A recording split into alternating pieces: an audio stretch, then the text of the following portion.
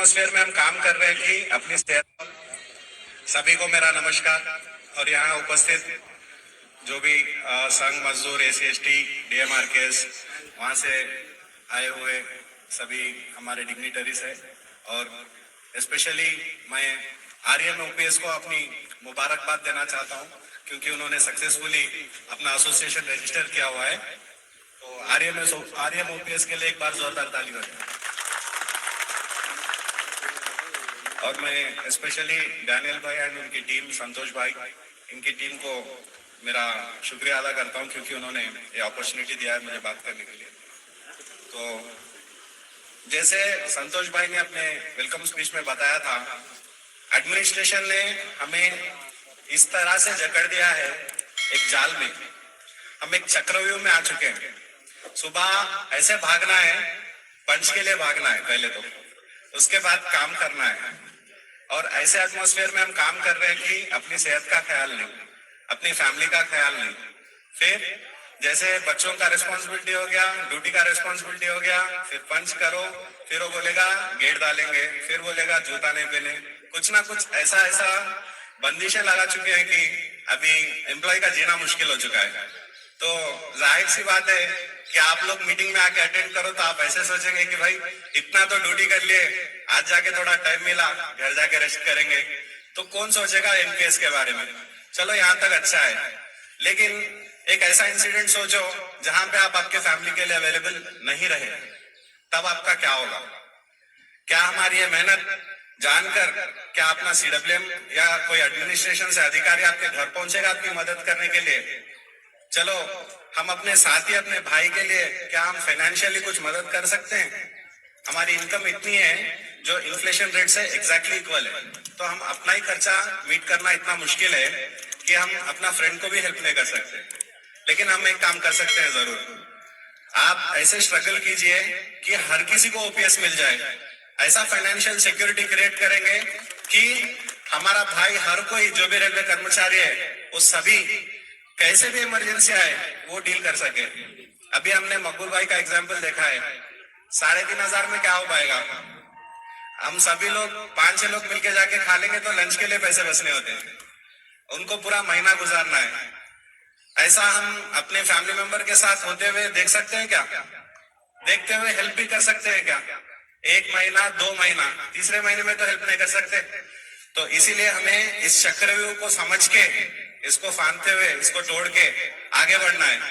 इसलिए आगे बढ़ने के लिए हमें ऐसे बहुत सारे अवकाश मिल रहे हैं, ऐसे अपॉर्चुनिटीज मिल रहे हैं कि भाई आप कहीं पे भी ओपीएस के लिए कहीं भी स्ट्रगल हो रहा है, चाहे वो ट्रेड यूनियन से हो, चाहे एसोसिएशन से हो, चाहे वो आरएम ओपीएस से हो, चाहे वो आईआरएम ओपीएस से हो, इंडिया में कहीं पे भी ओपीएस के लिए अगर कुछ भी हो रहा है तो आप उसको बढ़ चढ़ के सपोर्ट करना है, फुल्ली अटेंड करना है और फिजिकली अटेंड करना है। जब हम फिजिकली झगड़ा करेंगे, जब हम अपना उपस्थिति दिखाएंगे, जब हमारी भूख लग रही है तो माँ से हम नहीं मांगेंगे तो खाना नहीं मिलता।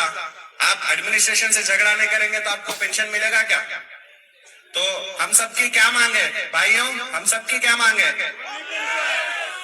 लड़ेंगे कि नहीं लड़ेंगे? चलो बढ़िया है। तो अभी हम लोग, मैं आपको एक छोटा सा एग्जांपल बोलता हूँ। चलो यूपीएस आ गया, इसमें आप सोचेंगे कि भाई अपना तो पैसा मार्केट में लग रहा है कि नहीं, इसमें फायदा होगा कि नहीं होगा। मैं एक छोटा एनालिसिस रन किया हूँ कंप्यूटर में। इसमें हमारा देखो फंड जो भी है, क्योंकि आपको मोटा मोटा तो पता है, मैं एक एक्स्ट्रा लेयर बता रहा हूँ आपको। जैसे कि अभी एसबीआई है, यूटीआई और एलआईसी, ये 3 फंड मैनेजर में अपना 33.33% पैसा लग रहा है, ठीक है। इसका एनुअल कंपाउंडेड रिटर्न 8.8% है पिछले 5 साल में। ये सबसे वर्स्ट परफॉर्मिंग फंड मैनेजर है, सबसे वर्स्ट। अगर यही पैसा आपका दूसरे पेंशन फंड मैनेजर में लगता तो आपका 20.87% रिटर्न आता। आप बोलते 11% में क्या फर्क हो जा रहा है कि नहीं।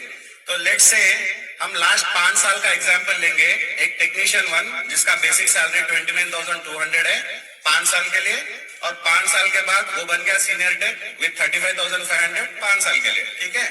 तो उसका एन्युटी में डिफरेंस आ रहा है 14.83 लाख रुपीस, यानी पिछले 10 साल में आपका 14.83 लाख रुपीस वैसे भी नुकसान हो गया। तो ये है हकीकत एनपीएस और यूपीएस की। आपको ये एडवांस लेवल में जाके देखना है। अगर 10 साल में इतना नुकसान है तो 20-25 साल आप सर्विस कर रहे हैं, तो आप सोचिए आपका कितना नुकसान ऑलरेडी हो चुका है। अगर आप अभी भी रिटायर करते हैं तो आपका 14.83 लाख रुपीस तो वैसे लॉस में है। और मार्केट बहुत अच्छा था इतने 10 साल में, अभी तो कम्प्लीटली मार्केट कोलैप्स कर चुका है। जो भी शेयर मार्केट फॉलो कर रहे हैं अपने जितने भी यंग नौजवान, आप सभी को पता है share market recently completely collapse कर चुका है और आपका फंड वैल्यू भी उसके इक्वलेंटली कोलैप्स कर चुका है। तो ऐसे हालत में हम लोग अपना जो आखिरी बुढ़ापे का सहारा है उसको मार्केट के भरोसे पे चला पाएंगे क्या? बोलिए, चला पाएंगे क्या? तो हमको इसीलिए इस एनपीएस यूपीएस के जाल में पड़ना नहीं है। जो अपना फाइनल लाठी आखिरी सहारा जो है उसको हमें मार्केट के ऊपर छोड़ना नहीं है। हमें जो फिक्स्ड एसेट मिलेगा, जो फिक्स्ड पेंशन मिलेगा, वो सिर्फ ओपीएस से मिल पाएगा। ये मार्केट कंट्रीब्यूशन, ये सब झमेले में हमें पड़ना ही नहीं है। इसीलिए हमें डट के रहना है और डट के लड़ना है।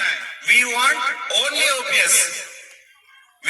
क्योंकि आपको मोटा मोटा तो पता है, मैं एक एक्स्ट्रा लेयर बता रहा हूं आपको। जैसे कि अभी एसबीआई है, यूटीआई और एलआईसी, ये 3 फंड मैनेजर में अपना 33.33% पैसा लग रहा है, ठीक है।